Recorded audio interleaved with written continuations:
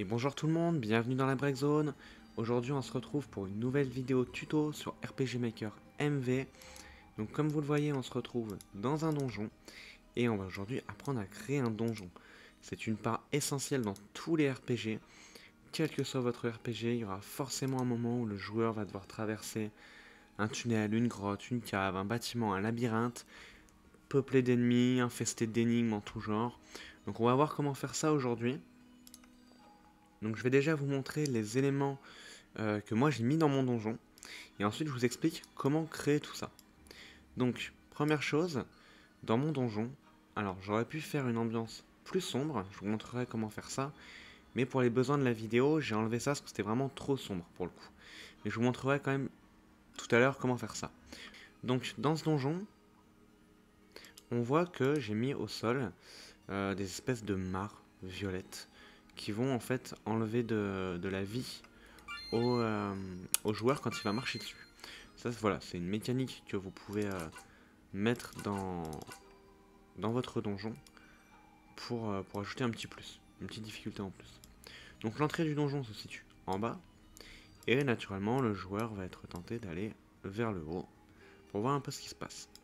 Ici, bon, j'ai mis un petit coffre, histoire que le joueur ait au moins une potion sur lui, et on arrive face à un passage où on est bloqué. Donc quand on clique dessus, cela nous dit une pioche serait utile pour dégager le passage. Bon, vous avez compris, hein, j'avais mis une pioche bien en évidence juste ici. Donc on prend l'échelle, on va sur la pioche. Tiens donc une pioche, autant la prendre, ça peut être utile. Et on obtient une pioche. Fantastique. Donc on voit que dans nos objets, objets clés, on a bien une pioche, voilà, une vieille pioche usée mais qui peut encore servir. Donc maintenant qu'on a la pioche, quand on revient ici, on a utilisé la pioche qui apparaît. Donc là on va mettre oui. Hop, alors normalement il y a un son avec l'animation, hein. Je l'ai coupé pour pas que ce soit gênant sur la vidéo. Je vais peut-être vous le remettre pour que vous l'entendiez au moins une fois. Voilà, je remets tout à fond. Voilà. Donc là, on a vu que le caillou, on va dire l'obstacle qui avait cette apparence, on a mis un coup de pioche dessus, il s'est réduit sur cette apparence.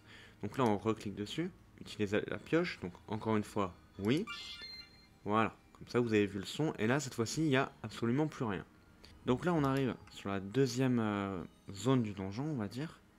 Donc ici, rien de spécial, un cul-de-sac. Seule chose particulière, on perd des points de vie encore quand on marche sur cette espèce de, je sais pas, de liquide toxique, on va dire. Et ici, on s'aperçoit que c'est très certainement la sortie du donjon.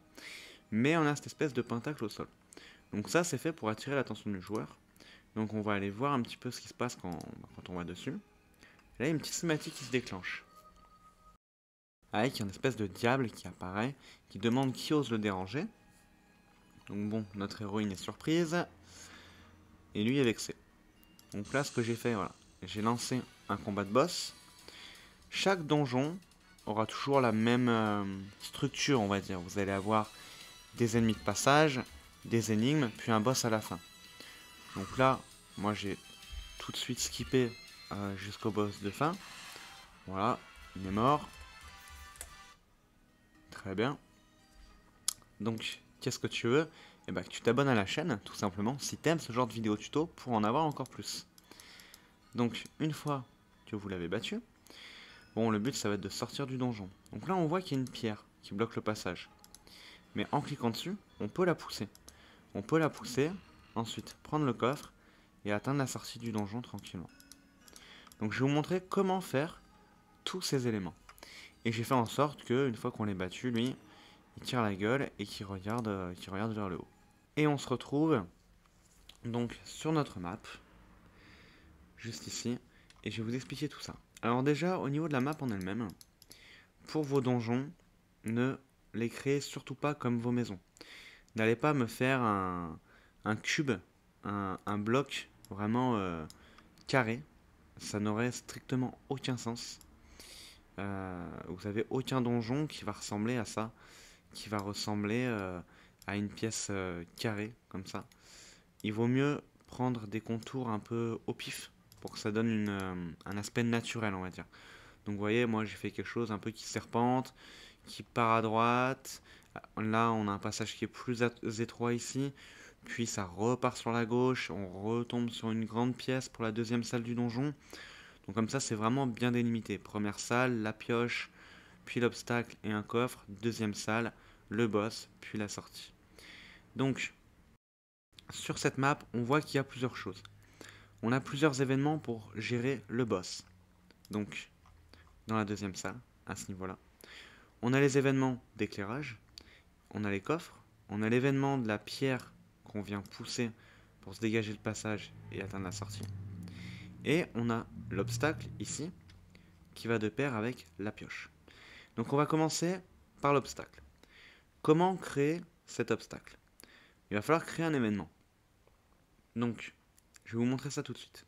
Vous double-cliquez sur une case, et dans l'image de votre événement, vous allez aller tout en bas sur le tileset B. Et vous allez prendre cette petite chose ici. Donc la partie basse, on va dire, de l'obstacle, voilà, du rocher. Vous mettez donc priorité comme les personnages, touche action, et vous avez la première partie de l'événement, cette partie-là. Maintenant, il faut faire la partie du dessus, le dessus de cette stalactite là. Donc on va refaire pareil. On va aller chercher l'image tout en bas dans tileset B. On se met dessus. On met comme les personnages et touche action. Ok. Maintenant, comment faire pour que quand le joueur clique dessus, eh bien, ça nous affiche le message qu'on a eu tout à l'heure, comme quoi il y a un obstacle qui barre la route et il faut une pioche pour s'en débarrasser. Là, il va falloir rentrer dans l'événement. Et on va faire ce qu'on appelle une branche conditionnelle. Donc, la branche conditionnelle, je vais vous montrer comment ça marche. Ici, je vais le refaire. Donc, vous l'avez dans le premier onglet. Dans contrôle de progression, vous avez branche conditionnelle. Vous venez cliquer dessus.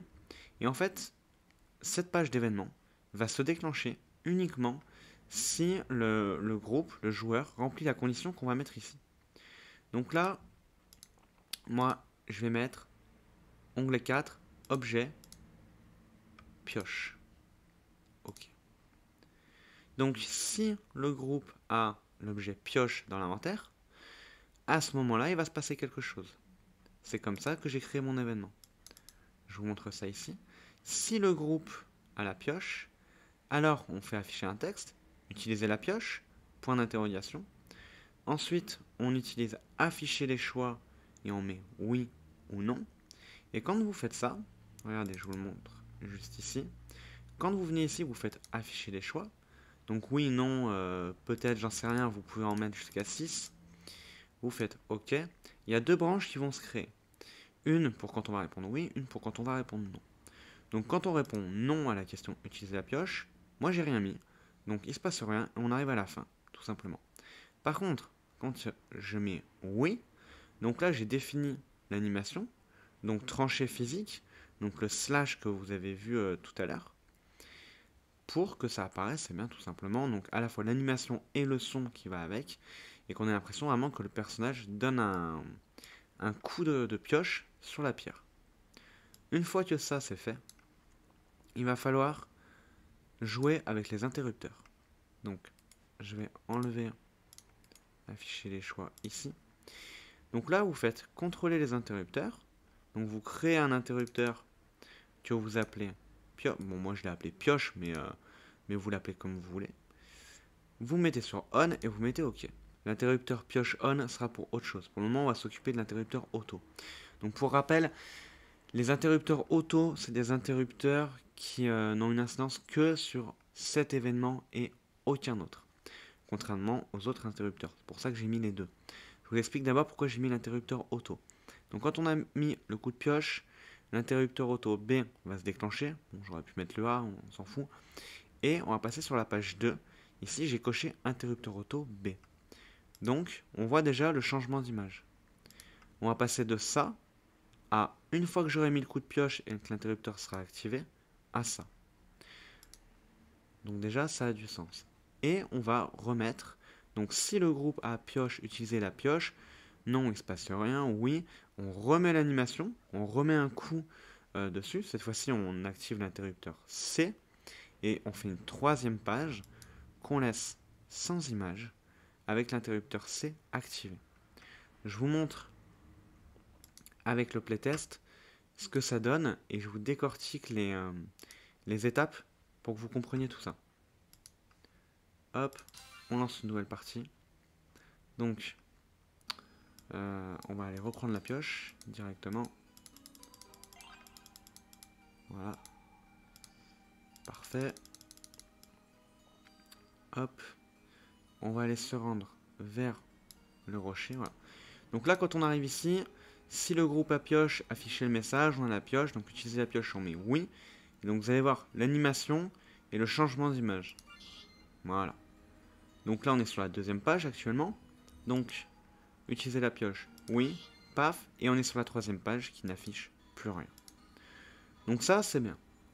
Mais ceux qui ont suivi vont se dire, ouais, mais on a touché qu'à cet événement, qu'à la partie du bas et pas la partie du haut.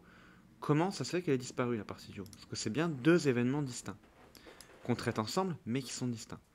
Et bien on a aussi programmé la partie du haut. Donc la partie du haut, on la laisse sans rien du tout, parce que quand le personnage va cliquer, il va cliquer sur la partie du bas, il ne pourra pas atteindre la partie du haut. Donc la première page, on a juste mis l'image, donc le haut de la stalactite et rien du tout. Et par contre, la deuxième page, c'est là qu'on utilise l'interrupteur pioche avec aucune image. Pour que quand l'interrupteur pioche est activé, donc après qu'on ait mis le premier coup de pioche dessus, et ben cette partie-là, la partie du haut, saute.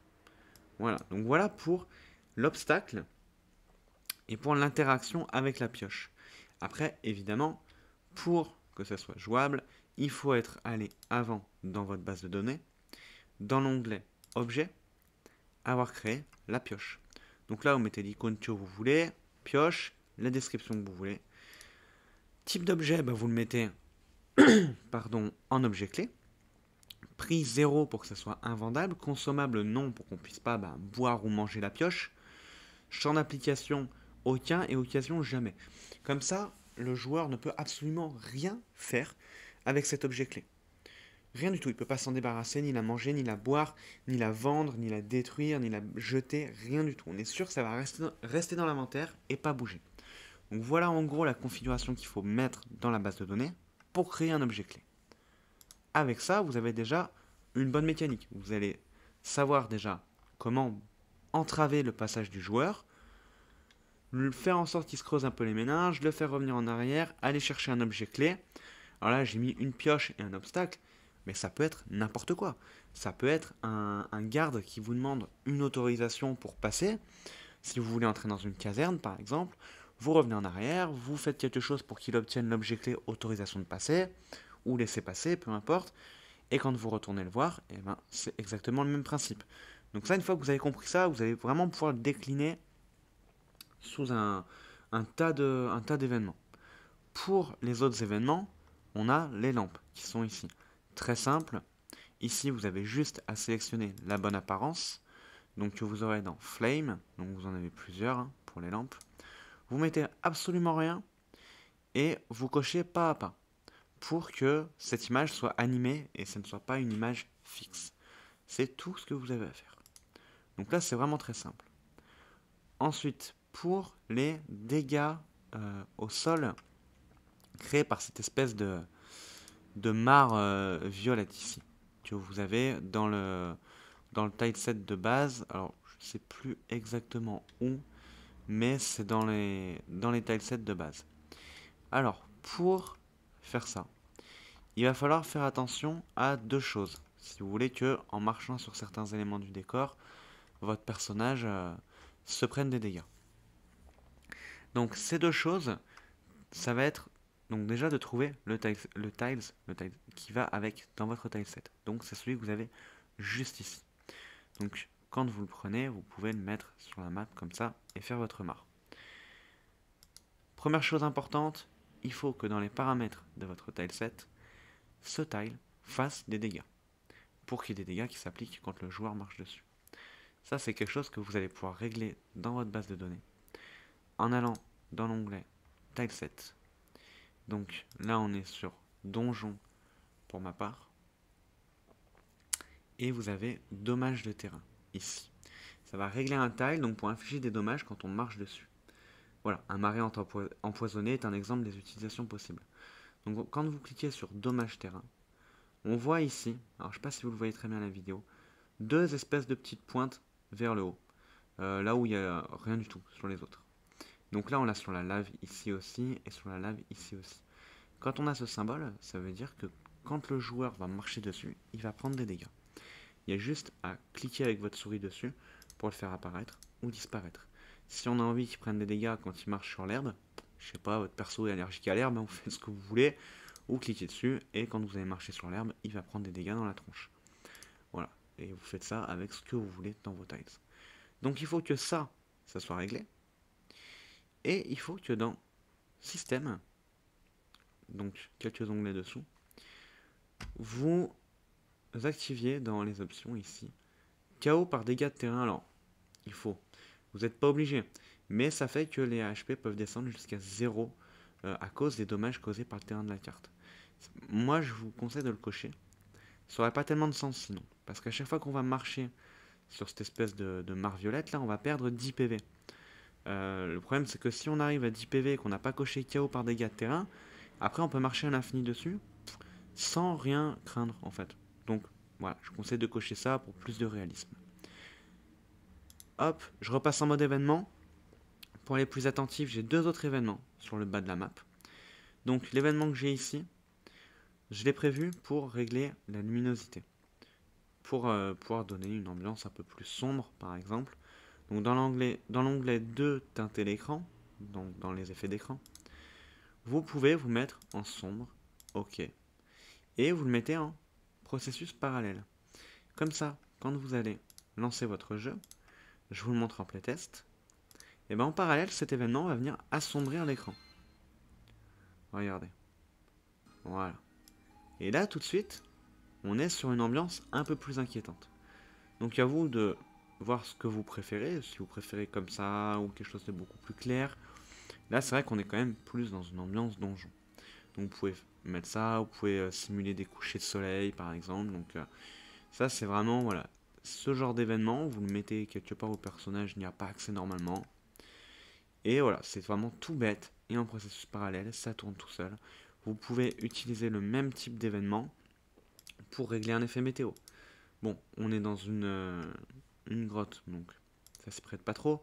Mais si on est en extérieur, en haut d'une montagne et qu'on a envie qu'il neige, par exemple, on va venir régler l'effet météo neige. Ok, je vais vous montrer ce que ça donne. Donc normalement, là, il devrait neiger dans notre caverne. Tout à fait logique. Voilà, donc ça s'est assombri et il neige. Donc vous voyez qu'on peut d'ailleurs superposer, mettre plusieurs choses sur ces événements en parallèle. Pas besoin d'en créer un pour la luminosité et un pour la météo. Moi j'ai fait les deux en un. Ça évitera de polluer votre map avec 50 000 événements en processus parallèle. Vous en mettez un et vous mettez ce que vous voulez après dedans. Hop. Ensuite, ici, moi je me suis mis un autre événement qui n'y aura pas dans le jeu dans la version finale. Vous avez peut-être vu tout à l'heure que j'ai dérouillé le boss en un coup. Pourquoi? Vous m'avez certainement vu cliquer plusieurs fois aussi là-dessus. À chaque fois que je vais cliquer dessus, je l'ai mis en comme les personnages, touche action. Il n'y a aucune image, rien. Par contre, ça change mon niveau. Ça m'ajoute 9 niveaux et ça me fait récupérer toute ma vie. Ce qui me permet en fait, quand je fais des playtests et que j'ai envie de juste tester, voir si ça marche, j'ai pas envie de passer 10 minutes à me battre contre le boss, d'être sûr de pouvoir le one-shot. Donc ça, c'est une idée à garder quand vous voulez faire vos tests rapidement et vous booster rapidement pour juste tracer et voir si ce que vous avez fait fonctionne. Donc voilà pour la première partie de ce donjon, donc le bas. On va maintenant passer au haut avec un événement simple et un pack d'événements, on va dire, un peu plus compliqué. Donc je vais vous montrer tout d'abord la pierre ici. Comment j'ai fait pour que quand je fasse la touche action sur la pierre, le personnage le fasse rouler pour pouvoir passer après jusqu'à la sortie. Donc là pareil, j'ai créé un événement, je lui ai mis une apparence de pierre. J'ai mis un son qui correspondait, à mon sens, à une pierre qu'on pousse. Et j'ai utilisé la commande régler trajectoire du mouvement. Donc régler trajectoire du mouvement. je l'ai mis sur cet événement pour que quand le joueur touche active cet événement s'éloigne 2 fois du joueur. Ce qui fait que quand le joueur va le toucher, il va s'éloigner 1 fois, puis 2 fois du joueur. Et on va avoir l'impression que le joueur l'a poussé vers le mur ici. Si le mur avait été 4 cases plus loin, s'était arrêté 4 cases plus loin, j'aurais continué. Je l'aurais pas fait s'arrêter au milieu, je l'aurais vraiment fait s'arrêter contre le mur. Donc ça, c'est des mécaniques qu'on voit dans pas mal de donjons, qu'on voyait dans les Pokémon par exemple, quand on faisait glisser des objets sur de la glace dans les grottes. Voilà. Donc ça, petite idée à rajouter dans vos donjons. Et enfin le boss. Donc comment faire pour que quand on marche sur cette espèce de symbole, on ait l'animation qu'on a eue tout à l'heure, donc une espèce de brouillard, un personnage qui apparaît et un combat qui se déclenche. Déjà, on va pas se contenter de prendre les tiles comme ça dans le tileset et les poser sur la map. Ça ferait rien du tout. Ce que vous voyez ici, je ne l'ai pas posé comme ça, je l'ai créé avec des événements. Donc chaque case ici, c'est un événement.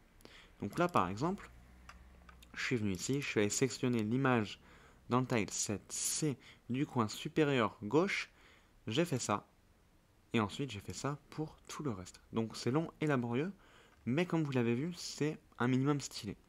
Une fois que vous avez fait ça, il faut créer un événement central, ici, qu'on va mettre là. Et c'est ça qui va tout diriger ce qui va se passer ensuite. Donc cet événement, on est sur comme les personnages et touche joueur. Donc il va se déclencher dès que le joueur le touche. Ce qui va se passer, c'est que on va avoir une icône de ballon qui va apparaître au-dessus du joueur. Donc ça va être le point d'exclamation. On va jouer un son mystérieux. Faire sauter le joueur de 2 cases en arrière, donc à peu près ici, et regarder vers le haut. Montrer l'animation du brouillard, ce qui s'était passé tout à l'heure. Et contrôler un interrupteur que j'ai appelé boss DJN pour boss donjon en on. Une fois que ça c'est en on, tous les autres ici, je ne sais pas si vous aviez remarqué, j'ai créé une deuxième page. Donc quand cet interrupteur boss donjon sera activé, tout le contour qui était blanc va devenir bleu. Ce qui veut dire qu'en gros, on va passer de ça, donc du blanc au bleu, juste ici, au moment où le brouillard se déclenche et où le boss apparaît. Hop. Donc ça permet de faire un effet. Après, une fois que ça c'est fait, donc la partie centrale c'est pareil, on passe sur la deuxième page en boss donjon, et cette fois-ci on va mettre quelque chose. Donc on va sélectionner l'apparence du boss qu'on veut. Donc, moi j'ai pris cette espèce de diable, vous prenez ce que vous voulez. Vous avez envie de prendre un spectre à la place, vous prenez un spectre. Donc moi je reste là-dessus. Donc là j'ai mis un petit texte. Qui ose me déranger? Qu'est-ce que c'est que ce truc, tu vas me payer ton insolence, blablabla. Voilà, pour comprendre juste pourquoi est-ce qu'on va se battre contre lui. Donc ensuite, j'ai réglé l'événement pour qu'il se déplace vers le joueur. Je l'ai mis en vitesse en 2 fois plus rapide pour qu'il se déplace vraiment rapidement sur le joueur, qui lui fonce dessus. Et ensuite, j'ai utilisé la commande traitement du combat. Donc quand vous double-cliquez ici, dans l'onglet 3, vous avez traitement du combat. Donc quand vous cliquez dessus, vous faites désignation directe, vous allez chercher votre boss, donc le diable, vous faites OK. Et ça va vous lancer un combat contre le diable. C'est comme ça qu'on force un déclenchement de combat, contrairement aux rencontres aléatoires. D'ailleurs, quand vous faites ça, vous cochez peut perdre, ici. Et si jamais, donc dans la branche si perdre, vous mettez game over. Dans la branche si gagner, bah vous mettez ce qui va se passer après. Moi j'ai remis un peu de texte, voilà. Une invitation à peine cachée à vous abonner à ma chaîne. Et puis j'ai réglé la trajectoire de l'événement pour en tourner vers le haut, pour faire genre que le boss fait la gueule et regarde vers le haut. Une fois que c'est terminé, j'ai mis un nouvel interrupteur auto, cette fois-ci, pour que ça touche uniquement à cet événement. Et sur la 3e page, interrupteur auto A, pour pas que ça relance tout ça. Une fois que c'est activé, ça va juste activer un texte. Allez, fous le camp maintenant et fous-moi la paix. On aurait pu aussi ne pas mettre d'image et ne pas mettre de texte. Ça veut dire qu'une fois qu'on l'a battu, une fois que le combat est terminé, bah, il a disparu, tout simplement. Ou on peut dire, allez, fous le camp maintenant et fous-moi la paix. Regardez, je vais le modifier en direct. On peut mettre une nouvelle animation, à la limite. Donc les animations, hop, montrer l'animation. Donc sur cet événement, on peut à la limite aller reprendre le brouillard qu'on avait juste ici. Attendre la fin, ça vous le cochez si vous voulez attendre la fin de l'effet avant que les autres effets de l'événement se déclenchent. Donc là, moi, je vais pas le cocher. On peut ensuite aller activer un interrupteur auto. Le D, j'ai pas dû l'utiliser sur cet événement. Faire une nouvelle page d'événement qui se déclenche avec l'interrupteur auto déactivé. Donc normalement, cette fois-ci, je vais vous le remontrer en playtest pour être sûr que tout fonctionne. Si j'ai pas fait de conneries, une fois que j'aurai battu le boss, il va me dire allez, fous-moi le camp, fous le camp maintenant et fous-moi la paix, et disparaître dans un brouillard. Donc, on va aller vérifier ça. Hop. Ce qu'on va faire à la limite, pour pas que je me retape tout le donjon, l'événement qui me permet de monter de niveau, on va le mettre là. Ceux-là, les exemples, on va les dégager. On va faire un clic droit, régler la position de départ joueur. Et comme ça, quand je lance la partie, je n'ai pas besoin d'aller reprendre la pioche. Je suis déjà de l'autre côté de l'obstacle. Ça sera plus rapide. Donc, ouais, c'est ici que je l'avais mis, voilà. Ok, et donc là maintenant, si je vais au boss, voilà, donc il apparaît dans son effet de brouillard. Le cercle blanc, le pentagramme, le symbole blanc, on va dire, est devenu bleu. Donc l'événement se déroule normalement. On a un combat qui se déclenche. On l'attaque. On le frappe. Oh, il est pas mort en un coup. Bon, j'ai peut-être rendu un peu trop fort. On le fracasse. Hop, voilà. Ok, ok, c'est bon. Qu'est-ce que tu veux? Que tu t'abonnes à la chaîne. Ok, il se met vers le haut et il tire la gueule. Et donc, si je vais leur parler cette fois-ci, allez, fous le camp maintenant et fous-moi la paix. Et donc, quand je vais cliquer, si j'ai pas merdé, on va avoir le brouillard et il va disparaître. Voilà. C'est quand même beau. C'est magnifique. Et maintenant, quand on passe dessus, il se passe plus rien. On aurait même pu remettre le symbole au sol en blanc. Ça serait mieux, voilà, si on voulait pousser un peu. Donc voilà pour cette vidéo sur les donjons. Pour ce qui est du mapping du donjon, un dernier conseil, comme je vous l'ai dit, ne faites pas quelque chose de trop carré. Faites vraiment des couloirs, des formes qui n'ont pas tellement de sens. Variez un peu le décor. Là, on va pas se mentir, j'ai fait quelque chose de vraiment très basique. On peut faire beaucoup mieux. Je l'ai fait juste pour les besoins de cette vidéo, pour vous montrer surtout les événements. Après, le mapping, ça, libre à vous de chercher détail 7 sur Internet. Laissez libre cours à votre imagination. Inspirez-vous des choses que vous voyez sur Internet, créées par les autres makers qui sont souvent extraordinaires et une super source d'inspiration. Travaillez bien, développez bien. Moi, d'ici là, je vous dis à très bientôt. Bonne fin de journée, bonne soirée à tous. Ciao.